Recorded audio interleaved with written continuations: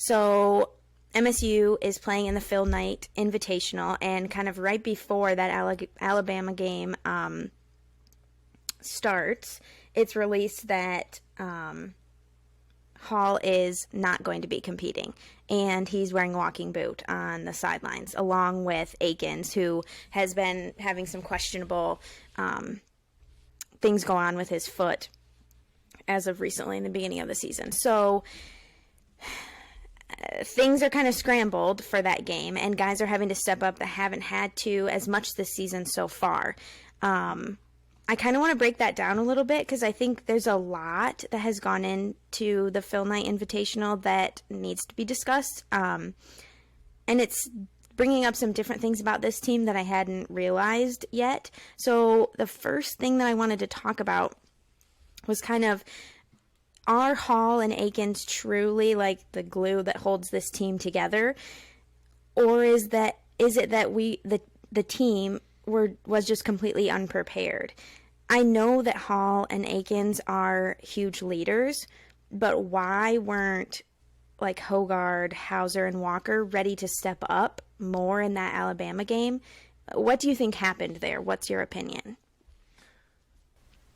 I don't think that it's so much that Michigan State was unprepared.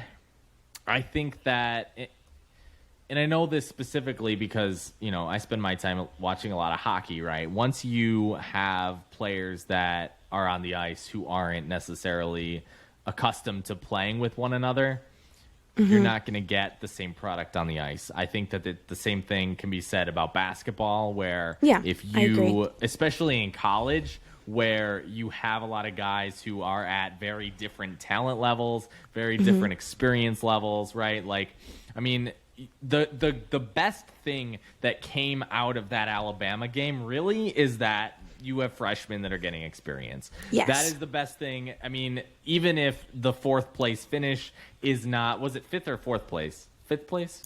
Yeah, fifth place. Fifth place. Even if the fifth place finish in the Phil Knight Invitational is not necessarily the best that could have come from it, you still have freshmen who are getting experience out of this. Like Carson Cooper from Alabama to playing Portland, drastic improvement. Like you saw him putting in the work, you have like Carson Cooper, I wasn't a big fan of early on. Jackson Kohler also did a really good, I mean, he improves huge from point A to point B. So I think that, again, you're having these young guys who are coming in to a very new environment, and it's not necessarily that they are just bad players. It's just that, again, the whole team doesn't mesh when it's in it, and that kind of goes to where this team's strengths are, because the team's strongest point, or one of them, is that they're constructed with a lot of veteran guys. And you have a lot of guys who have certain roles on this team, and they know where they're supposed to be on the court. They know what they're supposed to do. They know, the timing of plays. Like, they are very, very, very in sync. And when you take even 1-2 guys away, that synchronous play is going to sort of disappear at first, at least, until you get them to play with one another in a competitive level. So I think that's all it comes down to. Something that you touched on, I think it was huge that this happened. Obviously, we don't want this to happen to Hall or Akins now, but it was huge that it happened now, so that guys like Kohler and Cooper and Brooks and some of those other guys that hadn't had to step up before did have to step up, but it was early in the season, and I feel like they figured it out a little bit more. Over the Oregon game, I think things leveled out a little bit more. Portland was a little more shaky, but they're a different team anyways. It was good that they had to step up now and weren't scrambling to do that late in the season. So I agree with you 100% there. Yeah, and the Portland game was interesting because that was basically a road game. 100%. Yeah, right. It was. I mean, it's in Portland, obviously, but like you got like the whole students. I don't even know that. For all I know, was that the Portland home arena? It was, yes. So, that's what I'm saying. Like Michigan State got a road game at a neutral site event, and they won. So, Yeah. I don't know. It's that, that was pretty, I'm not going to say, but like that was pretty shitty, right? Like that they get a road game at a neutral site event. I don't think that was fair, but whatever.